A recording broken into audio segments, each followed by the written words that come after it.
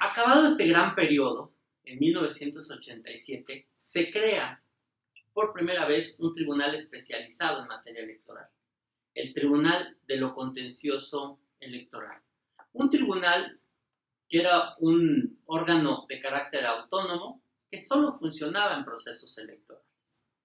Se integraba por 7 magistrados numerarios y 2 supernumerarios elegidos por el Congreso de la Unión a propuesta de los partidos políticos.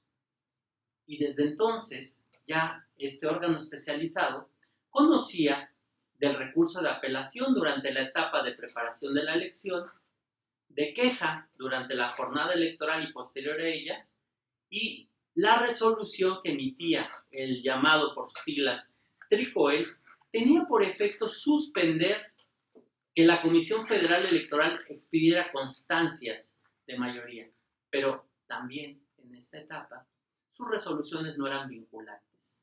El colegio electoral era quien tenía la última palabra. Y si no, déjenme darles unos datos. Durante el proceso electoral de 1988 se interpusieron 21 apelaciones, 593 quejas, de las cuales 529 se desecharon y el resto no modificaron los resultados. Este Tribunal de lo Contencioso Electoral es valioso porque, insisto, es el primer órgano especializado en materia electoral. Incluso algunos de los magistrados que integraron este órgano fueron la semilla que después, la semilla sobre la cual se edificó el Tribunal Federal Electoral y cuyos talentos con posterioridad heredó el Poder Judicial de la Federación en su Tribunal Electoral. Llegamos, insisto, esto fue 1987 y funcionó de 87 a 90. En 90, el Tribunal de lo Contencioso Electoral se convierte en Tribunal Federal Electoral, el llamado TRIFE. Y este era un órgano jurisdiccional autónomo que funcionaba en pleno o en salas regionales. Vean ustedes cómo nos vamos acercando poco a poco al diseño institucional que hoy tenemos. Y entonces funcionaba en pleno o en salas regionales y resolvía en definitiva los conflictos electorales federales, salvo las de resultados electorales, porque estas le correspondían al colegio electoral. Había una sala central con 5 magistrados propietarios y 2 suplentes y salas regionales con 3 magistrados propietarios. Los magistrados eran propuestos por el Ejecutivo y nombrados por la Cámara de Diputados. Conocían del recurso de apelación contra los actos de los órganos centrales del IFE y del recurso de inconformidad por causas de nulidad cometidas durante la jornada electoral.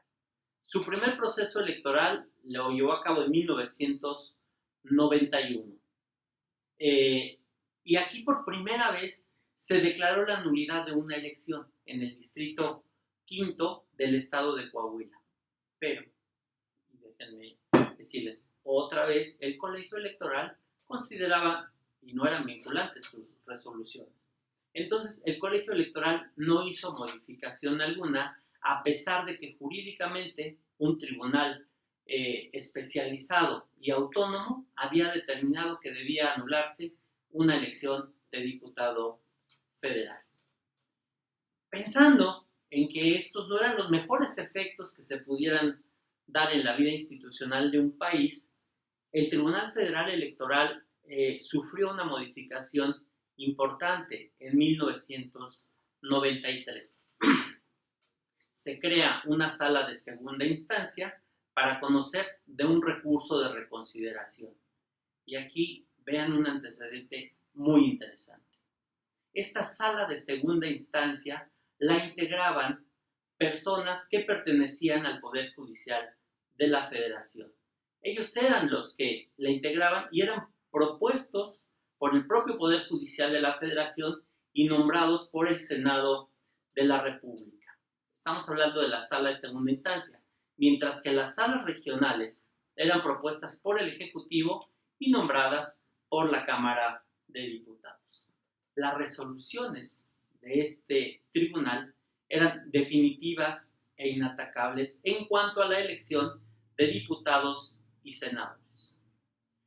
Es por eso que a partir de esta reforma podemos hablar de un contencioso electoral mixto. ¿Por qué? Porque a un órgano jurisdiccional autónomo se le dota de definitividad e inatacabilidad de sus resoluciones en las elecciones de diputados y senadores. No obstante, se mantenía el colegio electoral para la elección de presidente de la República. Y entonces había un procedimiento biinstancial para la resolución de los conflictos en materia electoral. En una primera instancia, las salas regionales conocían de las impugnaciones contra resultados a través del recurso de inconformidad y el recurso a reconsideración lo conocía la sala de segunda instancia. Viene entonces en este rápido recuento que estamos haciendo de los antecedentes de nuestro actual diseño institucional de la justicia electoral, viene una etapa que el doctor José Jesús Orozco Enríquez llama etapa plenamente judicial, que inicia en 1996 hasta la fecha y que se caracteriza porque, primero, desaparecen los colegios electorales. Y esto fue un aspecto muy importante porque entonces los conflictos de naturaleza político-electorales se iban a someter a la razón de los argumentos, a la justificación de las decisiones y no a los acuerdos de índole política que eran los que permeaban en los colegios electorales. ¿Y cómo se diseña institucionalmente este modelo plenamente judicial de justicia electoral? Una Suprema Corte a la cual en 1996 se le dotó de la facultad para conocer de las acciones de inconstitucionalidad en materia electoral. Ustedes recordarán que la reforma de 1994 al Poder Judicial de la Federación crea una Suprema Corte de Justicia con naturaleza de un tribunal constitucional, se le asignan las facultades para conocer de acciones de inconstitucionalidad y controversias constitucionales, salvo de la materia electoral.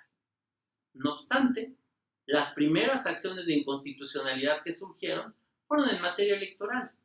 Y entonces, de 1995 que se implementó esta reforma a agosto de 96, hubo una gran cantidad de acciones de inconstitucionalidad contra leyes electorales.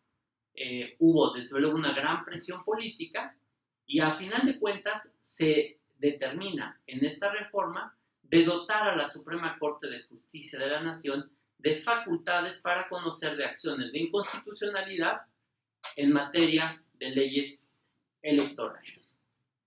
Este dato es muy relevante porque además inauguramos de manera muy fuerte un modelo de justicia constitucional electoral que a la larga va a ser el sustento más importante del diseño institucional de nuestras autoridades electorales. A la vez que a la Corte se le dotó de atribuciones para revisar la constitucionalidad y legalidad la constitucionalidad de leyes electorales, ustedes entenderán que este modelo es un modelo de control abstracto, es decir, se controla la constitucionalidad de la ley o del texto de la ley. Pero solo había algunos sujetos facultados para impugnar las leyes, las minorías parlamentarias, en este caso de las leyes electorales, los partidos políticos. De manera tal que era necesario establecer un modelo de justicia electoral para que la Corte controlara en abstracto la constitucionalidad de leyes y se crea el Tribunal Electoral del Poder Judicial de la Federación. Algunos dicen que el Tribunal Federal Electoral se incorpora al Poder Judicial de la Federación. A mí me gusta más hablar de una creación propiamente dicha, porque me parece que cambió absolutamente su naturaleza. De ser un órgano constitucionalmente autónomo, es una parte especializada del Poder Judicial de la Federación, es un tribunal especializado, y me parece que entre la autonomía de un órgano y formar parte de un poder hay una diferencia importante. Entonces se crea el Tribunal Electoral del Poder Judicial de la Federación en el diseño institucional que hoy tenemos. Una sala superior y salas regionales que se sitúan en la cabecera de las circunscripciones plurinominales que establece el Instituto Federal Electoral para las elecciones de diputados. Y a cada una se les dota de atribuciones, con la particularidad de que las salas regionales solo fungían o solo se instalaban durante los procesos electorales federales. Y el Tribunal Electoral del Poder Judicial de la Federación, insisto, desde su inicio se le dieron atribuciones para controlar la constitucionalidad y legalidad de actos y resoluciones en materia electoral y la defensa y protección de los derechos político-electorales de los ciudadanos. En 1996 se consolida una función jurisdiccional especializada, se incorpora al Poder Judicial de la Federación y con esto se le dan muchísimas garantías orgánicas y muchísimas garantías procedimentales para funcionar de manera autónoma e independiente. Y dentro de las más importantes, me parece que es un sistema de nombramiento en el cual intervienen dos de los poderes de la Unión, porque la Suprema Corte de Justicia de la Nación propone al Senado de la República ternas para cada una de las posiciones a la magistratura. Y el Senado de la República, por 2/3 de la votación, decide quiénes integrarán tanto la Sala Superior como las salas regionales del Tribunal Electoral del Poder Judicial de la Federación. Pero además, y esto es importante recalcarlo, el proceso que se sigue ante la Suprema Corte de Justicia de la Nación y hasta la fecha en el Senado ha gozado de una transparencia como ningún otro cargo de designación por un órgano político, dado que la Suprema Corte lanza una convocatoria para que quienes cumplan los requisitos se inscriban y participen. Este procedimiento, la Corte, o los que hemos participado en él, tenemos que presentar no solo una ficha curricular, sino respaldar cada una de las cosas que pongamos en nuestro currículum con copia certificada por notario del documento que lo avale. Esto le da, desde luego, a la Suprema Corte de Justicia de la Nación y a los mexicanos la garantía de que quien participe cumple con los requisitos legales.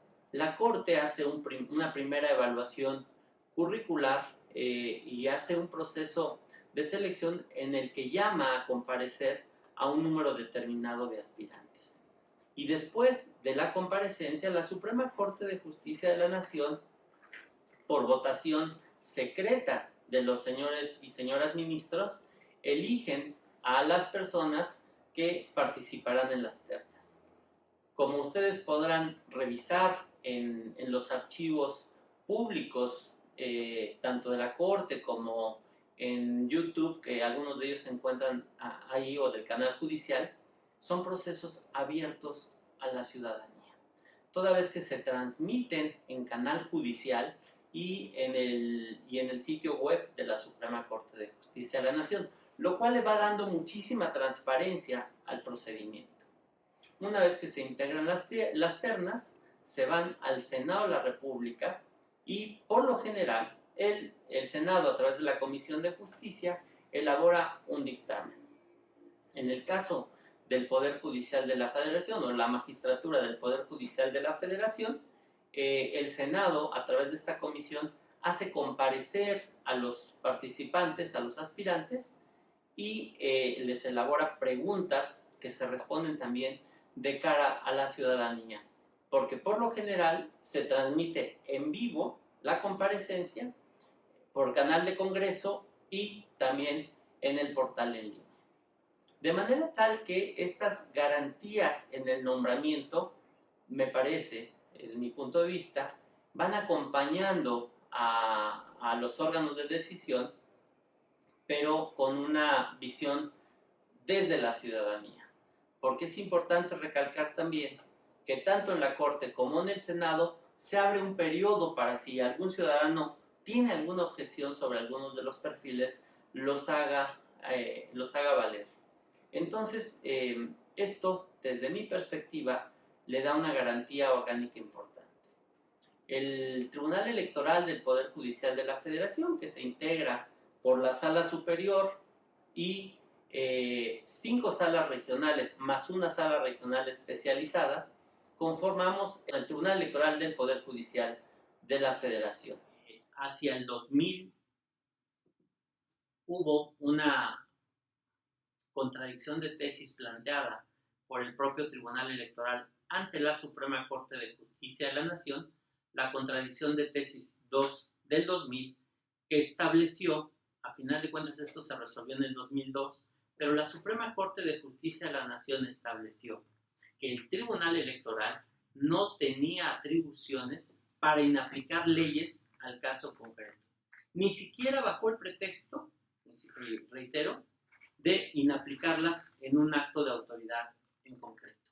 Esto desde luego generó un vacío, una laguna en un sistema que quería ser integral.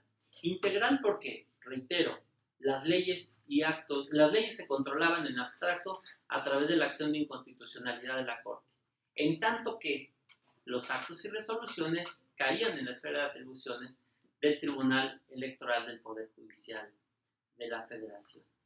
Esta resolución fue paradigmática, no solo porque estableció, a final de cuentas, una merma en la posibilidad de defensa de los derechos de las personas contra aquellos actos que se apoyaran en leyes inconstitucionales, porque el tribunal dejó, por resolución de la Corte, de tener atribuciones para controlar la constitucionalidad de leyes en un acto concreto de aplicación. Pero como les dije hace rato, cuando hablábamos de la improcedencia del amparo, esto no significó que las personas dejaran de acudir al tribunal a defender sus derechos. Tan es así que se plantearon a lo largo de ese periodo y hasta 2007 controversias donde las personas acudían al tribunal pidiendo la declaración de inconstitucionalidad de un acto o resolución por basarse en una ley inconstitucional. Desde luego, la jurisprudencia de la Corte obligaba al Tribunal Electoral a no hacer este tipo de control. Y entonces se introdujeron 2 técnicas de argumentación para defender los derechos político-electorales de los ciudadanos. Uno, la interpretación conforme. Si una ley que se tilda de inconstitucional se le busca una lectura para hacerla acorde con la Constitución y en esa lectura o en esa interpretación se protegen los derechos, el Tribunal Electoral, la Sala Superior del Tribunal Electoral del Poder Judicial de la Federación, usando esta técnica, no desacataba la jurisprudencia de la Corte porque no estaba haciendo un control de constitucionalidad de leyes a propósito del acto de aplicación, sino estaba haciendo una interpretación de la ley a la luz de la Constitución. Y otra técnica novedosa en ese entonces que utilizó el Tribunal Electoral fue el control de convencionalidad. Y ustedes se preguntarán, oiga, pero el control de convencionalidad en términos de la reciente jurisprudencia de la Suprema Corte de Justicia de la Nación, pues es un mecanismo de defensa de la Constitución a través del llamado bloque de constitucionalidad o el bloque de control de la regularidad de la Constitución, como quieran llamarlo. Pero recuerden que en la época, situémonos en el 2000, entre el 2002 y el 2007. ¿Cuáles eran los criterios que prevalecían en nuestro modelo de jurisprudencia? Recordarán, el texto del artículo 133 no se ha modificado y en él se sostiene que la Constitución, las leyes del Congreso o generales que de ella emanen, los tratados internacionales que se suscriban de acuerdo con ellas serán la ley suprema de la Unión. Y había dos criterios de la Suprema Corte de Justicia de la Nación que regulaban de alguna manera el ámbito de competencia de los tribunales. Uno, decía la Corte que del artículo 133 no se desprendían facultades para hacer un control difuso de constitucionalidad.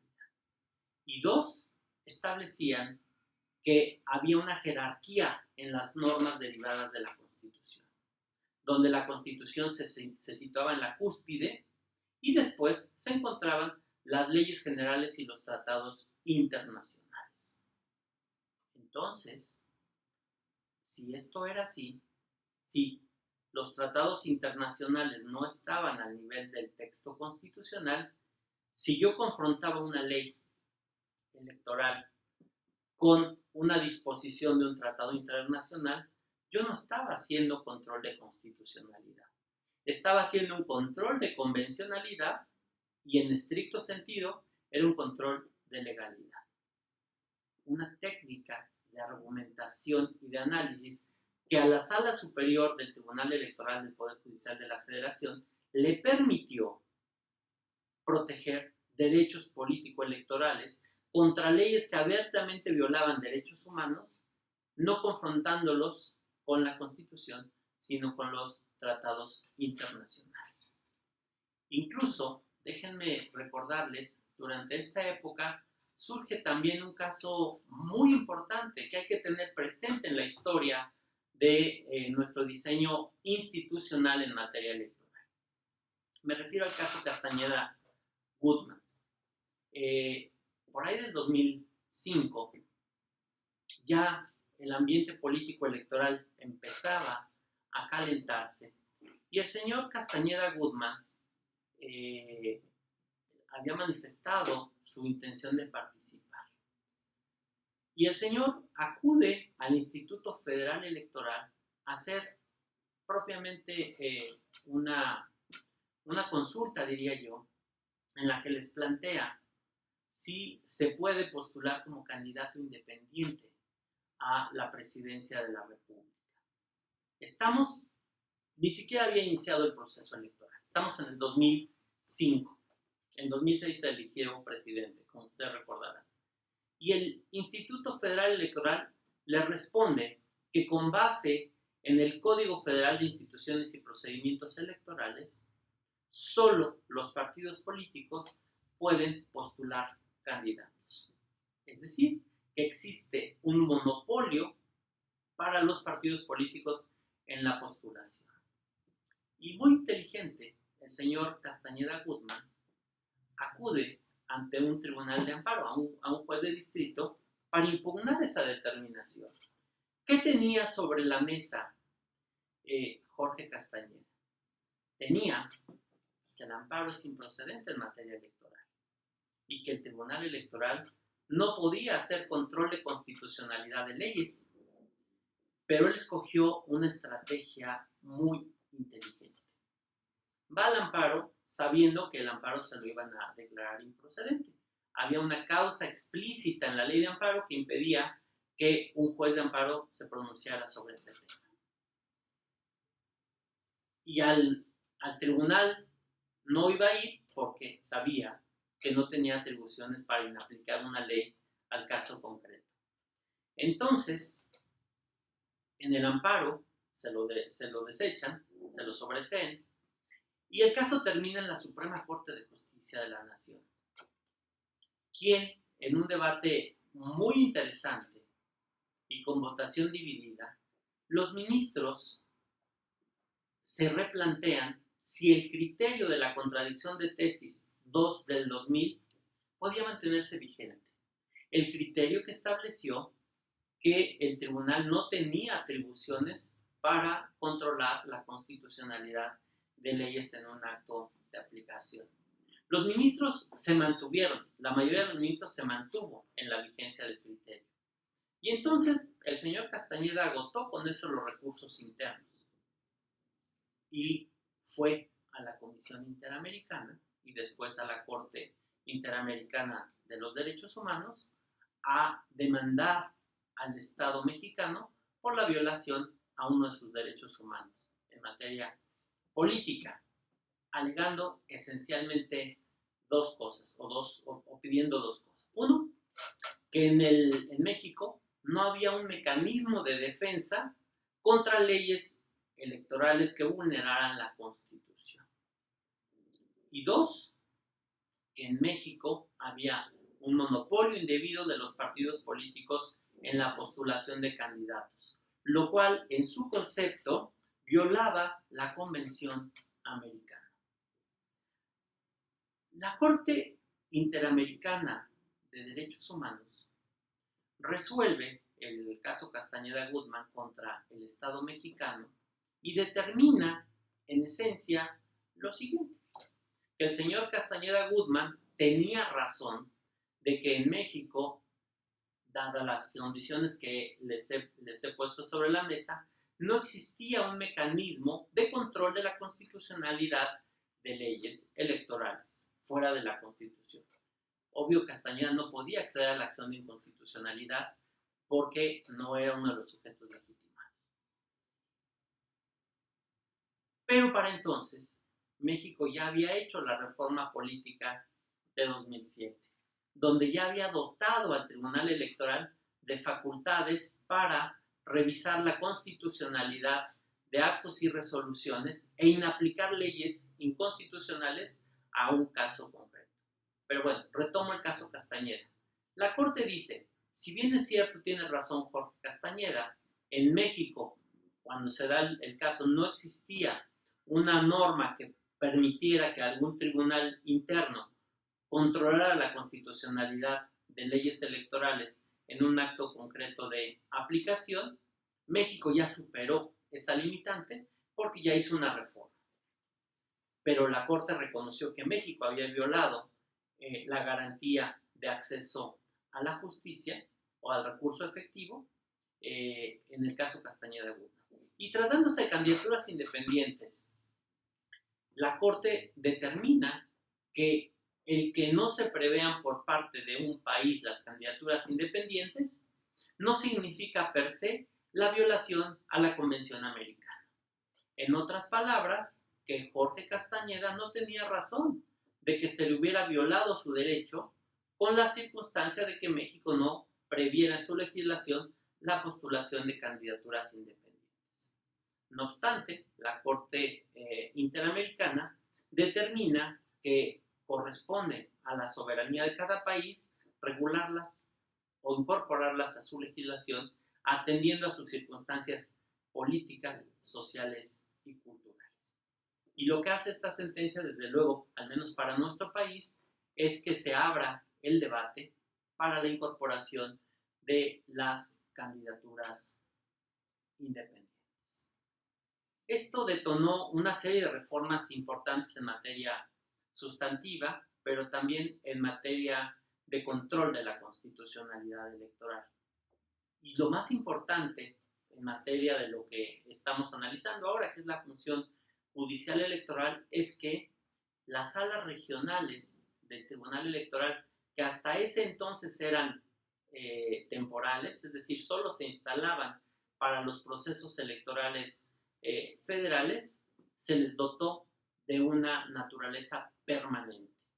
Y además se les dieron atribuciones explícitas para que fueran la última instancia en cierto tipo de elecciones. Siempre que se tratara de elecciones federales, de diputados y senadores de mayoría relativa, y donde no hubiera un tema de constitucionalidad o que no cayeran los supuestos de procedencia del recurso de reconsideración. Vamos adelante a ver la particularidad de los medios de impugnación en materia electoral. Pero ahora, en el diseño institucional, lo que me interesa transmitirles a ustedes es que la reforma de 2007 trajo consigo un fortalecimiento de la justicia electoral, toda vez que existían las salas superiores, las regionales, la superior de naturaleza permanente, las regionales temporales, y en 2007 las regionales adquieren la calidad de permanentes y se les dota de atribuciones, insisto, de órgano terminal en elecciones federales de diputados y senadores, salvo los casos excepcionalmente previstos en la ley, pero también en última instancia en materia de revisión constitucional de los actos y resoluciones definitivas de las autoridades electorales de los estados en las elecciones de diputados locales y ayuntamientos. Y entonces, para 2007 ya teníamos una Suprema Corte de Justicia de la Nación que conocía de las acciones de inconstitucionalidad en materia electoral.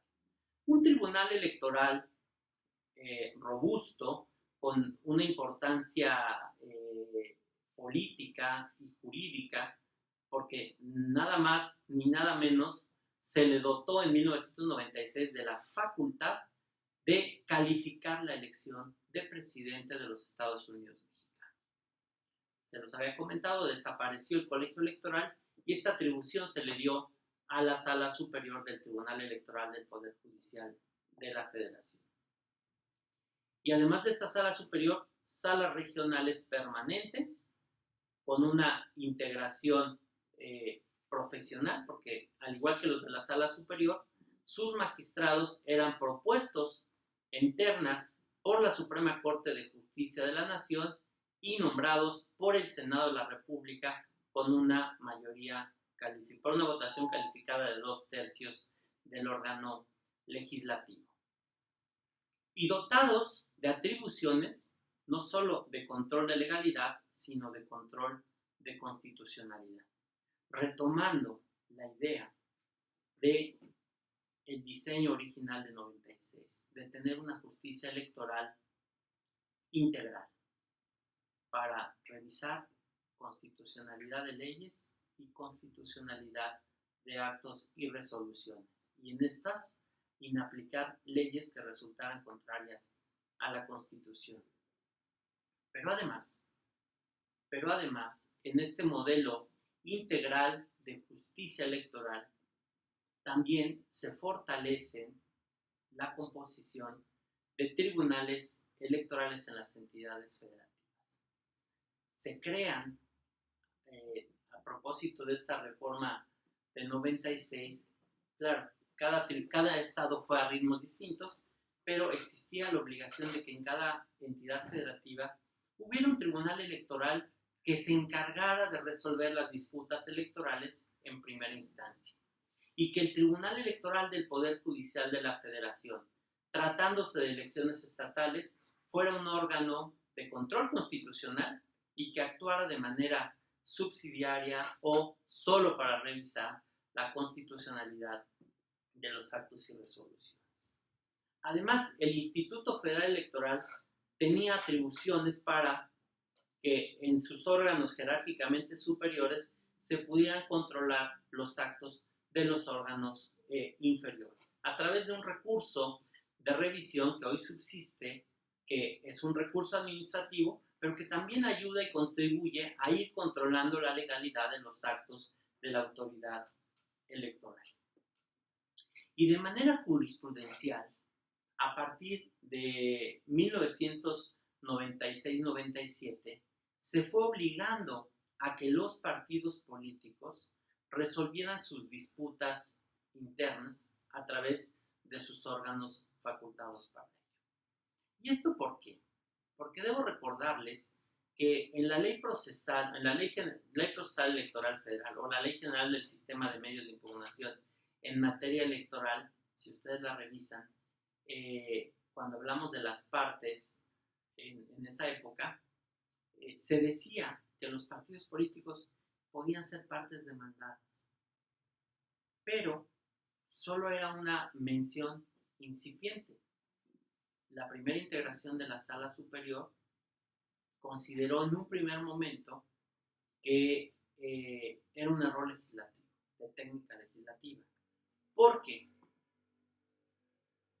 no se involucraban a los partidos políticos como sujetos responsables, como autoridades responsables de la violación de derechos políticos electorales. Incluso hubo una tesis de la primera integración que decía que eran improcedentes los juicios ciudadanos en contra de los actos de los partidos políticos.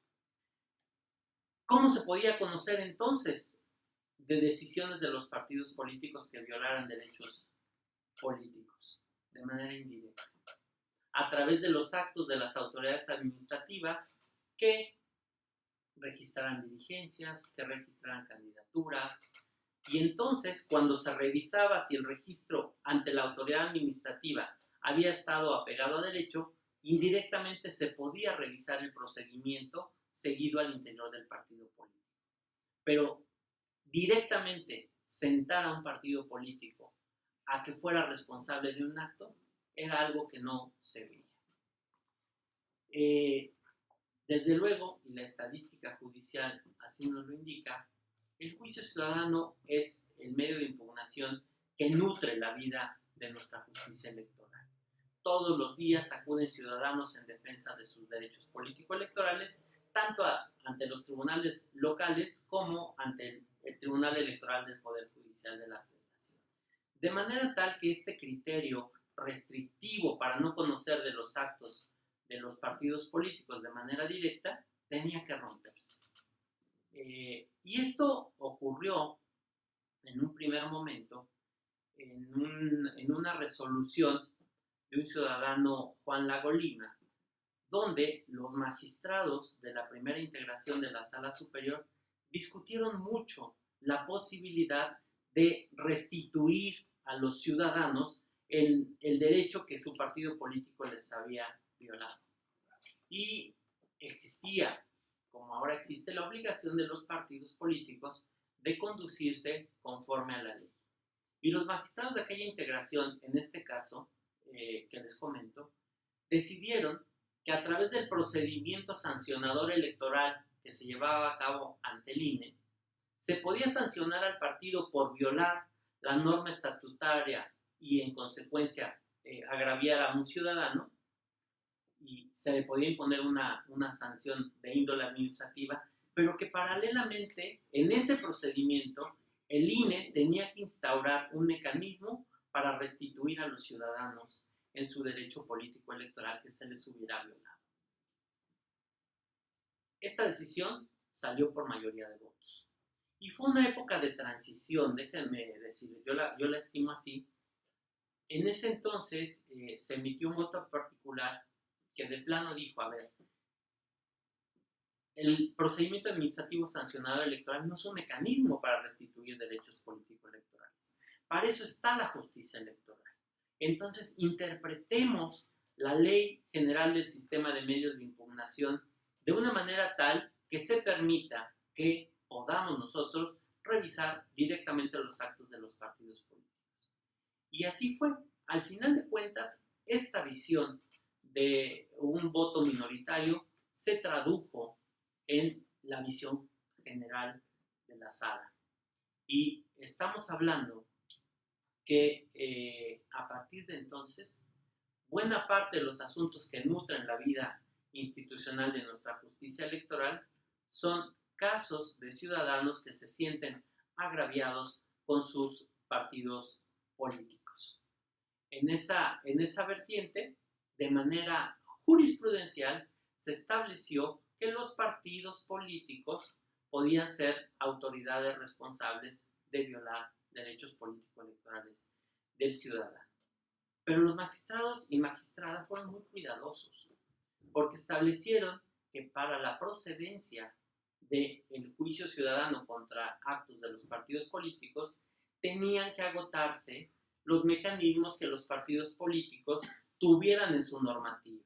Es decir, buscar primero un mecanismo de autocomposición al interior de los partidos para con posterioridad ya quien se sintiera agraviado o no restituido sus derechos, pudiera acudir ante un órgano especializado, ante un tribunal, a defender los mismos. Y esto, desde luego, dio pauta a que con posterioridad se estableciera en la Ley General de Partidos la obligación para cada uno de los institutos políticos de establecer un sistema de medios de defensa al interior para que en primera instancia y al interior de los partidos se pudieran resolver las controversias electorales. Y entonces, en este modelo de justicia electoral integral, tenemos un sistema de control constitucional en abstracto de leyes electorales a través de la acción de inconstitucionalidad, cuya competencia corresponde a la Suprema Corte de Justicia de la Nación, un sistema de medios de impugnación en materia electoral para controlar la constitucionalidad y legalidad de actos y resoluciones electorales, competencia del Tribunal Electoral del Poder Judicial de la Federación. Un sistema de medios de impugnación en materia electoral a cargo de los tribunales locales o tribunales electorales de las entidades federativas. Ya sé que después, a partir de 2011 y los criterios de la Corte, se les va a dar de más atribuciones a los tribunales locales. Pero en esta primera fase, quedémonos en que había control de legalidad por parte de tribunales locales, control de legalidad y constitucional por Tribunal Electoral del Poder Judicial de la Federación, y los partidos políticos, control de la regularidad de las normas estatutarias. Y además las atribuciones de revisión administrativa con las que se le dotó al Instituto Nacional Electoral. Vean ustedes cómo en este diseño institucional cualquier acto y resolución podía resolverse ante un órgano especializado del Estado mexicano encargado de resolver las disputas electorales, encargado de proteger y garantizar el pleno ejercicio de los derechos político-electorales de la ciudadanía. Es importante saber cómo ha evolucionado nuestra justicia electoral para poder entender dónde estamos y los retos que la misma enfrenta en la actualidad. Hicimos un balance hasta llegar a una etapa plenamente jurisdiccional en la impartición de justicia electoral, porque, solo recordando, buena parte de nuestra historia constitucional la vivimos con una revisión de índole política de los asuntos electorales. Particularmente, tenemos competencia para revisar la constitucionalidad y legalidad de actos y resoluciones electorales.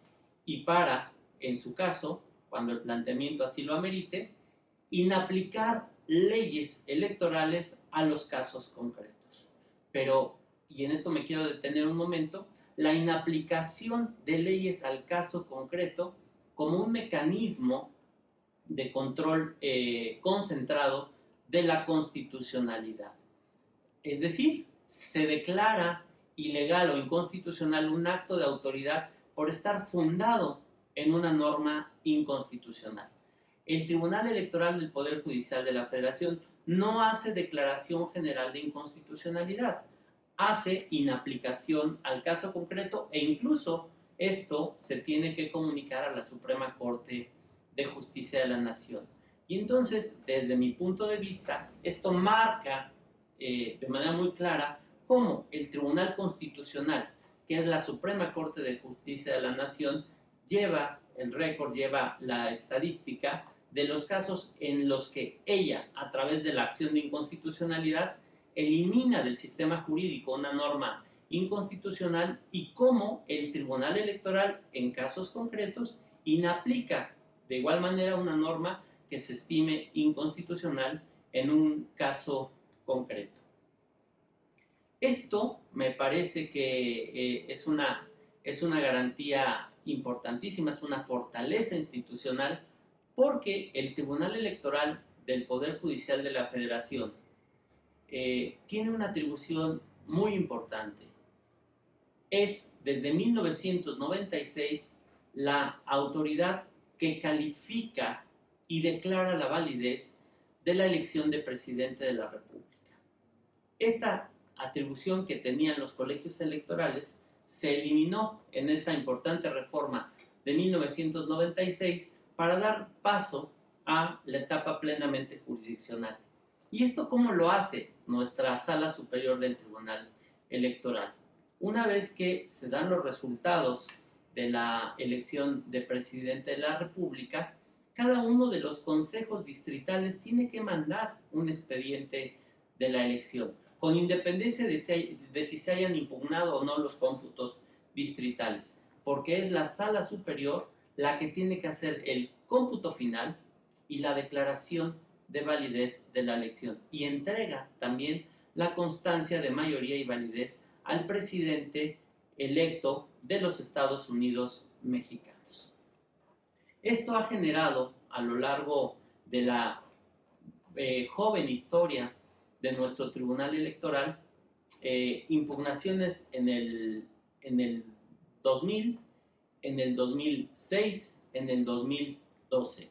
El parteaguas en el análisis de la conflictividad político-electoral se dio en 2006. Una de las elecciones más complicadas en la historia de nuestra democracia. Para los que están muy jóvenes y para aquellos que en el 2006 les resulte muy lejano, recordarán o habrán leído que el resultado entre el candidato de las izquierdas, Andrés Manuel López Obrador, y el candidato del Partido Acción Nacional, por la coalición Partido Acción Nacional, fue Partido Acción Nacional, Felipe Calderón, fue de apenas medio punto porcentual. La elección más cerrada de que se tiene historia en nuestro país. Una elección compleja, una elección donde se polarizó al electorado mexicano y que tenía que llegar a los tribunales para resolverse a final de cuentas el candidato vencedor. Y no fue, déjenme decirlo, solo hasta la etapa de resultados donde hubo impugnaciones. Hubo durante las campañas aspectos muy novedosos que se fueron presentando y que hoy marcan buena parte de la competencia de nuestro Tribunal Electoral. Por ejemplo, y esta es una de las partes que nuestro tribunal hoy día tiene una característica fundamental en los procedimientos especiales sancionadores electorales, que tienen por objeto, y estos conocen en primera instancia la sala especializada y pueden ser materia de revisión ante la sala superior. Pero, ¿qué se hace a través de estos procedimientos especiales sancionadores? Bueno, esencialmente tienen la finalidad de que actos que contravengan la ley electoral, particularmente en materia de acceso a los medios de comunicación o en materia de campañas electorales, pueda haber un órgano jurisdiccional que, junto con la actuación que hace la autoridad administrativa electoral, depure el proceso electoral, elimine los actos que en materia de acceso a radio y televisión o de campañas en medios electrónicos puedan estar violentando la Constitución y la ley. Pero esta no fue una invención del legislador, déjenme decirlo. En realidad, durante el proceso electoral del 2006, hubo campañas negativas entre los dos aspirantes más importantes a la presidencia de la República, Felipe Calderón y Andrés Manuel López Obrador. Y hubo acusaciones de que los spots de algunos de ellos vulneraban los principios constitucionales que rigen la competencia electoral. Y el Tribunal Electoral del Poder Judicial de la Federación, a través de su sala superior, diseñó un procedimiento que no existía, diseñó un procedimiento para que se pudieran atender ante la autoridad electoral, es decir, ante el Instituto Nacional Electoral, este tipo de quejas y se pudiera eventualmente retirar del aire un spot que estuviera vulnerando la ley o la Constitución. Esta idea de ir depurando el proceso electoral fue, digamos, la culminación de la maduración de una idea que en la sala superior, en su primera integración, se hizo en un asunto de Veracruz. Resulta que en la elección de un presidente municipal en Boca del Río, durante la campaña electoral, se le acusa a una de las candidatas que estaba haciendo uso indebido de recursos públicos con fines electorales, y este procedimiento se deja ir, déjenme frasearlo así. Hasta que llega la etapa de resultados, el candidato perdedor hace valer como causa de nulidad de la elección que durante la campaña electoral se había vulnerado la ley y que esto era un motivo suficiente para anular la elección. Recordemos que un principio rector en nuestra materia electoral es el principio de definitividad de las etapas electorales, que significa, en esencia, que uno no puede pasar a la siguiente etapa si no se ha cerrado en definitiva la previa. Lo ejemplifico de la siguiente manera. No podemos pasar a la etapa de jornada electoral si no ha acabado la etapa de campañas. O no podemos pasar a las campañas si no ha habido una etapa previa de registro electoral. O no puede haber una etapa de resultados si no se ha agotado la etapa de jornada electoral. Entonces, en ese precedente que a mí me parece muy relevante en el estado de Veracruz, la Sala Superior dijo en esencia que los partidos políticos y sus candidatos no se podían guardar todas las irregularidades que hubieran ocurrido durante el proceso electoral y venirlos a vaciar en el medio de impugnación para pretender la nulidad. Porque los partidos políticos, por disposición de ley, son garantes del proceso electoral. ¿Qué significa ser garantes? Significa que deben estar al tanto de los actos electorales que se están realizando por la autoridad electoral y por sus adversarios políticos. Y si alguno de ellos incurre en irregularidad o en ilegalidad, tienen el derecho, pero también la obligación como garantes, de hacerlo valer ante las instancias correspondientes. Y en el caso concreto de Veracruz al que hago referencia, lo que se dijo en esencia fue, a ver, si tú eres garante del proceso electoral y conociste de ilicitudes en el proceso de campaña, tenías que hacerlo del conocimiento de la autoridad administrativa electoral, quien a su vez tenía la obligación de tenía la obligación de hacer cesar esos efectos ilegales. No puede haber un proceso que se construya sobre la ilegalidad. La autoridad administrativa tiene la obligación de ir depurando el proceso electoral.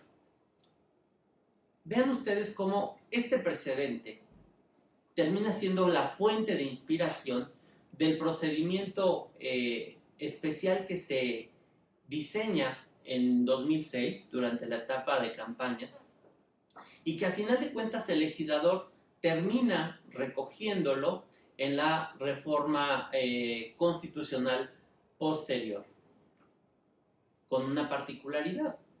En la reforma electoral se contempla la participación del Instituto Nacional Electoral haciendo la fase de instrucción de los procedimientos y la sala especializada haciendo la fase de resolución, es decir, determinar si con motivo de una investigación en materia de propaganda electoral o de acceso a los medios electrónicos, algún partido o candidato o algún funcionario ha incurrido en ilicitud. Y si esto amerita el retiro del spot correspondiente o la imposición de alguna sanción a los partidos, candidatos o funcionarios involucrados o a las televisoras o radiodifusoras que hubieran cometido este acto ilegal.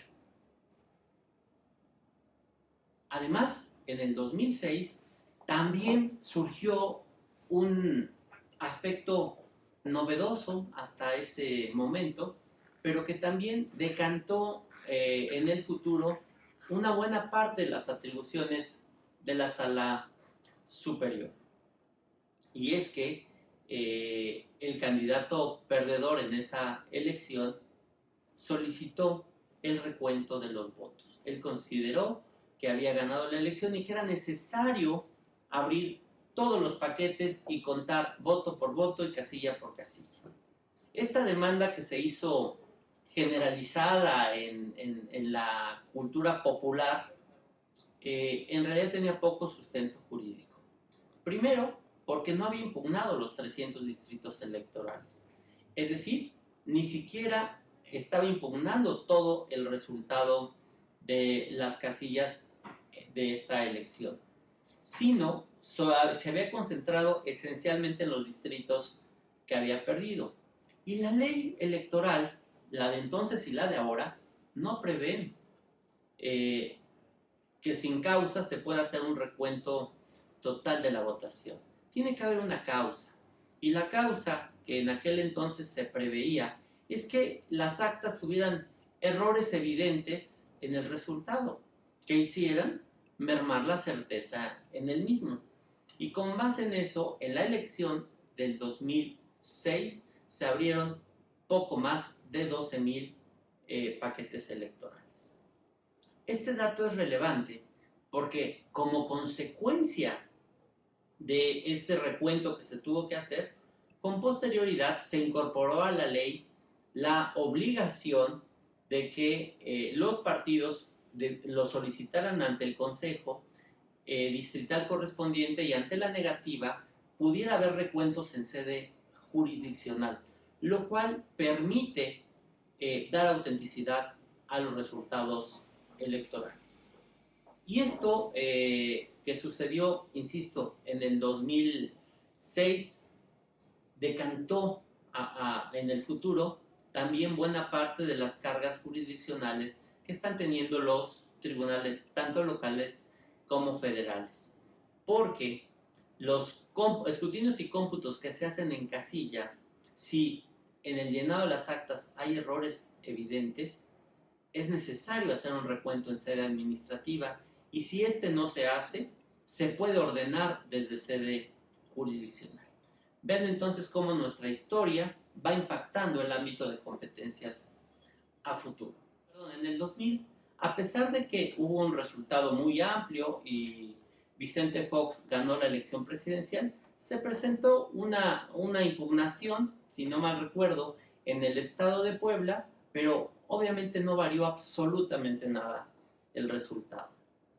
Pero también allá sucedieron un par de hechos lamentables por sí mismos, pero que generaron, a final de cuentas, el afianzamiento de las atribuciones de las autoridades electorales. Y es que, como ustedes recordarán o podrán leer, contendieron, o los candidatos más fuertes en la competencia del 2000 fueron Vicente Fox Quesada y Francisco Labastida Ochoa. ¿Y qué pasó en esas elecciones? Entonces, lo que pasó es que ambos se financiaron ilícitamente. El PRI, a través de el sindicato de Pemex, quien transfirió 500 millones de pesos hacia la campaña del candidato presidencial o del partido en general, y Vicente Fox, que constituyó una red que se denominó Amigos de Fox, y a través de la triangulación de dinero se hizo también del financiamiento ilícito. Recuerden ustedes que el financiamiento en nuestro país es predominantemente público. Son los contribuyentes quienes financian a los partidos y a las campañas. Y desde luego hay posibilidad de que se financien por la vía privada, pero esto tiene que ser siempre en menor cantidad. Lo que sucedió en aquellos casos, y lo recuerdo porque son paradigmáticos para entender cómo vivimos hoy nuestros medios de impugnación electorales, consistieron en que se presentaron las denuncias correspondientes sobre este financiamiento ilícito, el Instituto Nacional Electoral hace su investigación, solicita a la Comisión Nacional Bancaria y de Valores y a la Secretaría de Hacienda información para poder atender esta investigación, y las autoridades, tanto fiscal como bancaria, le dicen: existe tanto en el Código Fiscal como en la Ley de Instituciones Financieras, la Ley de Instituciones de Crédito, y existe el llamado secreto fiscal o el llamado secreto bancario. Y esto significa que es oponible a cualquier persona el revelar información, ya sea de un contribuyente o de algún cuentaviente, con las excepciones previstas en la misma normativa, que es a la autoridad judicial o a la autoridad ministerial. Y tú, INE, o IFE en aquel entonces, no eres ni lo uno ni lo otro.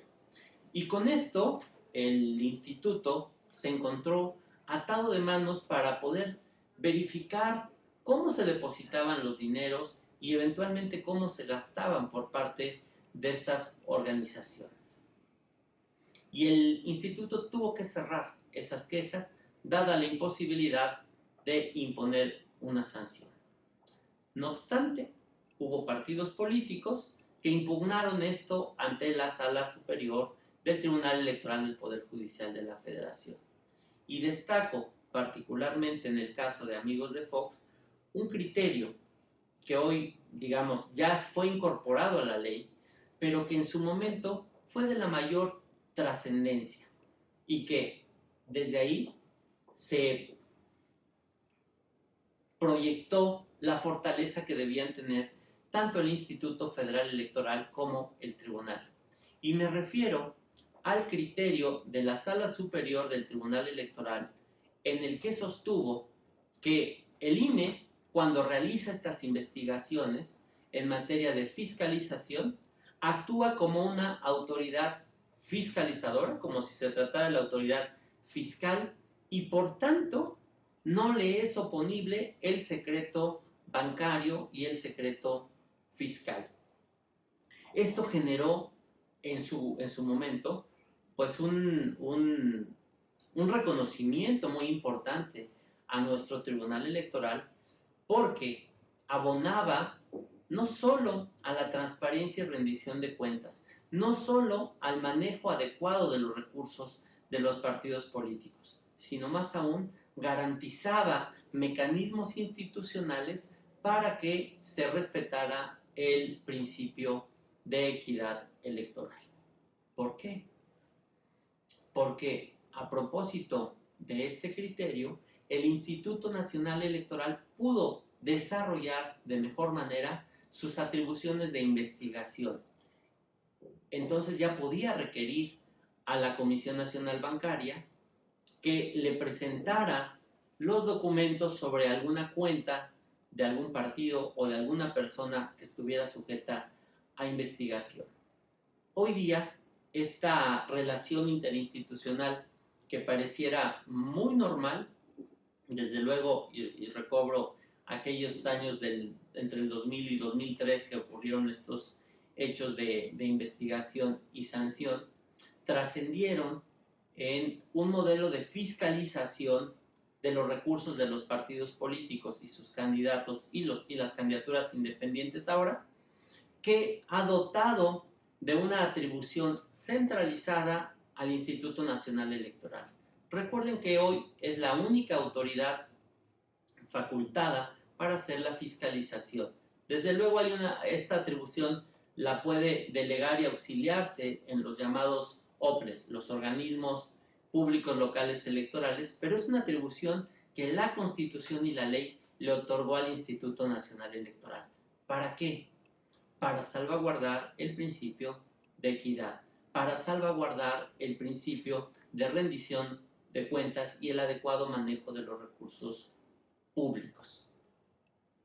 Esto, insisto, hoy hay una unidad de fiscalización muy robusta. El INE fiscaliza todo lo que ingresa a los partidos y todo lo que gastan en actividades ordinarias, en actividades específicas o en actividades de campaña.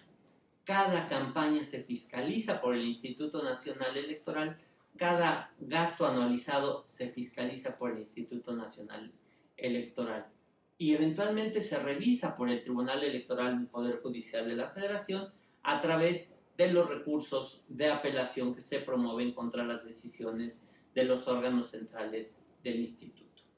Entonces, en la parte de fiscalización, déjenme decirles así, existe un órgano centralizado que hace estas tareas, pero en materia de las impugnaciones, normativamente compete a la Sala Superior revisar estos procedimientos cuando se impugnen ante ella a través del recurso de apelación. Recientemente la Sala Superior ha ido ejerciendo su facultad legal de delegar alguna competencia en las salas regionales, de manera tal que hoy también las salas regionales conocen del financiamiento y de la fiscalización de los partidos políticos a nivel local. Es decir, los recursos que a los partidos políticos les otorguen en las entidades federativas y cómo lo gasten en las elecciones correspondientes, con excepción de la de gobernador, compete a las salas regionales por decisión de la Sala Superior, quien delegó estas atribuciones. Entonces, reitero el punto central de la explicación. El pasado nos ayuda a entender cómo estamos en el presente. En materia de fiscalización, hoy tenemos una competencia muy importante el Tribunal Electoral para revisar una fiscalización que es nacional. Pero esta fiscalización que es nacional y que hoy el Instituto la ha robustecido con mecanismos de revisión en línea y mecanismos en tiempo real, surge desde mi punto de vista de que la Sala Superior rompió esas limitantes que algunas otras autoridades le fueron poniendo al Instituto Federal Electoral para hacer esta revisión.